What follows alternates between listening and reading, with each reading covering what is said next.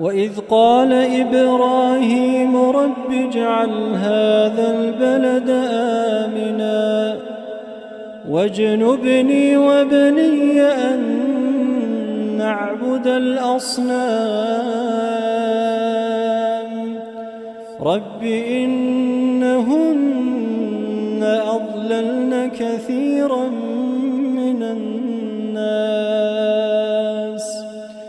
فمن تبعني فإنه مني ومن عصاني فإنك غفور رحيم ربنا إني أسكنت من ذريتي بواد غير ذي زرع عند بيتك المحرم ربنا ليقيموا الصلاة فاجعل أفئدة من الناس تهوي إليهم وارزقهم من الثمرات لعلهم يشكرون ربنا إنك تعلم ما نخفي وما نعلن ربنا إنك تعلم ما نخفي وما نعلن وما يخفى على الله من شيء وما يخفى على الله من شيء في الأرض ولا في السماء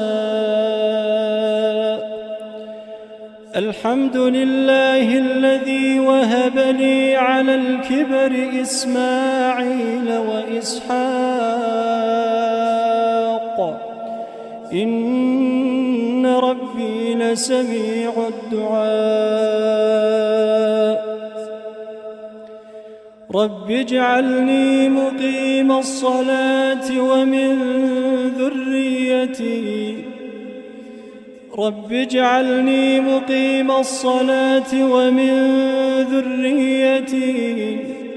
ربنا وتقبل دعاء ربنا اغفر لي ولوالدي وللمؤمنين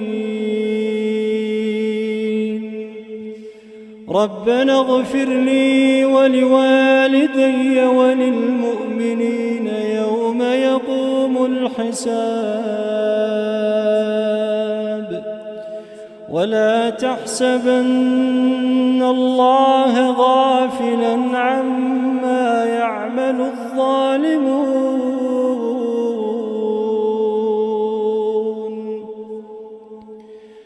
ولا تحسبن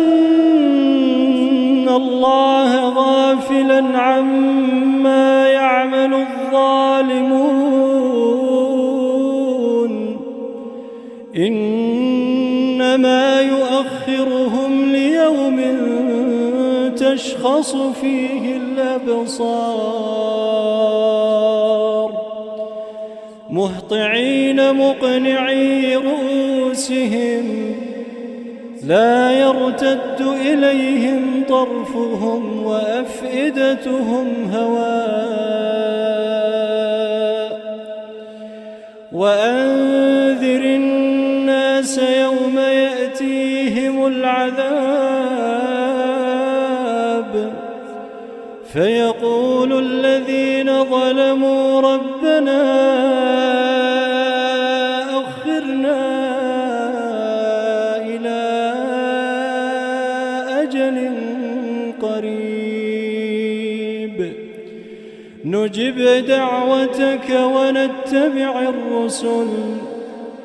أولم تكونوا أقسمتم من قبل ما لكم من زوال وسكنتم في مساكن الذين ظلموا أنفسهم وتبين لكم كيف فعلنا بهم وضربنا لكم الأمثال وقد مكروا مكرهم وعند الله مكرهم وإن كان مكرهم لتزول منه الجبال فلا تحسبن الله مخلف وعده رسله إن الله عزيز ذو انتقام إن الله عزيز ذو انتقام يوم تبدل الأرض غير الأرض والسماوات وبرزوا لله الواحد القهار وترى المجرمين يومئذ مقرنين في الأصفاد سرابيلهم من قطران وتغشى وجوههم النار ليجزي الله كل نفس ما كسبت إن الله سريع الحساب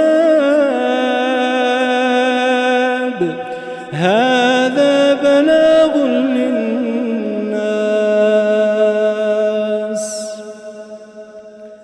هذا بلاغ للناس